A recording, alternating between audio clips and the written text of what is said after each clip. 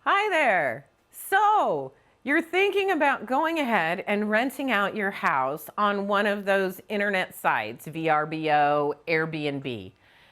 And you're thinking, this is going to be easy. What do I need to do? I'm just going to start you with some general ideas of things that you're going to need to work on, to think about. So you've decided you're going to rent your house. The first issue is insurance. Do you have insurance, and have you checked with your carrier to make sure that that insurance is going to cover a stranger coming and staying in your home? So insurance is the first. The other is safety. Have you run around the whole area, made sure you don't have electrical cords plugged, or extension cords plugged into other extension cords? Are all of this wall sockets okay? You need to check and make sure that it is a safe environment, because again, it's not you using this space that you may be accustomed to. It's going to be someone who comes in that's not used to your space. Then, amenities.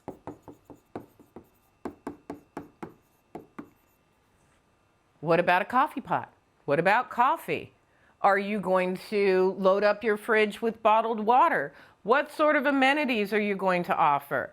Are you by a lake? Are you going to have a canoe available? If you have a canoe, you had better have some life jackets and little signs that say you must wear the life jackets in the canoe. So again, insurance, safety, then determine which amenities you're going to have, because that's all part and parcel of making sure that the space is ready. Then you go into my neck of the woods, which is everyone's favorite record keeping. What in the world do I have to keep records of? In this day and age, we're not used to keeping records. We're used to other people sending us information so that we can just give it to our tax professional or take it to our tax software and just plug it in. But if you're going to be renting something out, you're actually going to be in the conduct of business.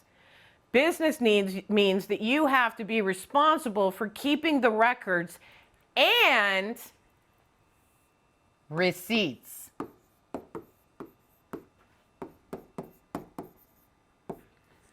You must keep receipts for everything you spend, because you cannot just go into a tax professional or your software and start guessing that this is how much money I spent. You have to have the receipts. So get used to keeping receipts. So what am I going to have to think about? What am I going to have to do? You need to keep track. How many days was the property rented? How many times did you rent the property? To how many different renters did you rent the property? You're going to have to keep track of those. And you're saying, why? Trust me, it will factor into when you do your taxes, when your tax professional does your taxes. And I would highly recommend a tax professional if you're going to be renting out your own home or a different home that's exclusively for renting. The rules are very complex once you get into putting a business on a personal income tax return. And that's what it is. Even if you're looking at this rental being a side gig or just for a little extra money, the IRS looks at it as a business. And the money will be taxable, but we can offset it with expenses, which is why you have to have the receipts. Because even though you think that the IRS should trust you, they are not allowed by law to trust you. They must have you prove that you actually spent this money. What things do you need to keep those receipts for? Insurance. How much did you pay for the insurance on the property that you're renting? Your mortgage. If you have mortgage interest, if you're paying property taxes, you need to know those amounts. Then, we have what we call direct expenses, and they need to be kept separate from our friend indirect expenses. What's an indirect expense? Utilities. Because whether you rent the property or not, you're going to be paying for some electric, some water, some sewer, whatever. Cable TV. So you have your utilities, potential cable. Are you going to let the renter use your streaming service? All those things are indirect because they have an element of personal and an element of business. So utilities, cable, streaming services, maintenance. Are you going to pay someone to take care of the lawn, or are you going to do it? And even if you're taking care of the lawn, are you putting gas in the lawnmower? All those different things that are required with general maintenance, general repairs. Because no matter what house you have, you're going to have some repairs. All those general repairs that just have to do with the house and are not specific to a renter. All of those, you're going to have the receipts. You're going to have to be accumulating those expenses. Well, what's a direct expense? Direct expenses are those expenses that you only have because you're renting. Because you're renting. What's the first one? Advertising.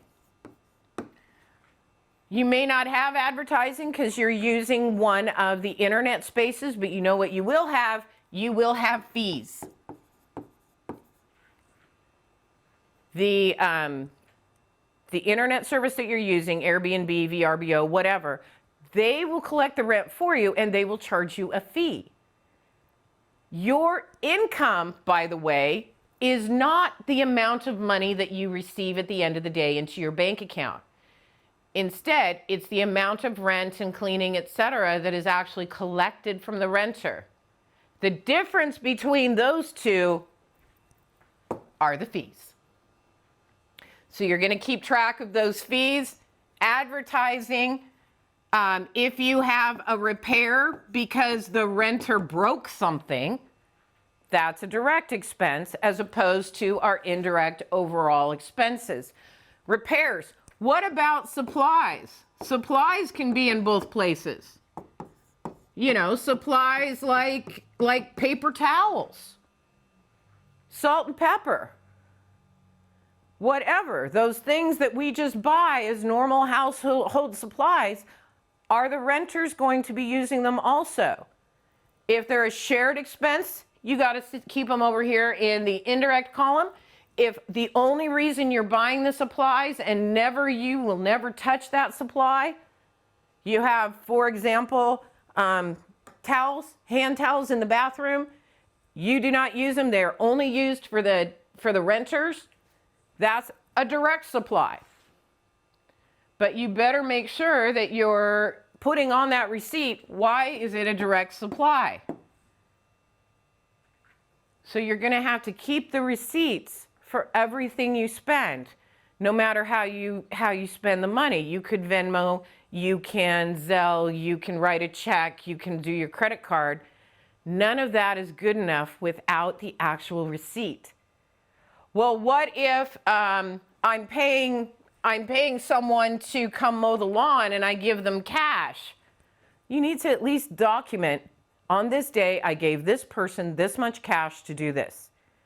Have a composition book, have a document on your computer, a document folder on your computer. Keep these things because you're going to need them in order to do the taxes. Also, you're going to want to know how you're doing. I recommend, at the very least, have an Excel spreadsheet or some other type of spreadsheet where basically you've got the months listed across and you have the expenses down here with the income so that you know if you're even making money doing this. Because you might be going into it for a little extra money. You see the money going in, you know you're spending money, but if you don't put them together you won't figure out that, hey, this is costing you money or you're actually making some money. Because if you're making money, there's a potential that you're going to pay tax. And did you have that money saved up? If it's costing you money, why are you still doing it? So with that, I hope you enjoyed this brief primer on how to get started looking at renting a property on one of the websites.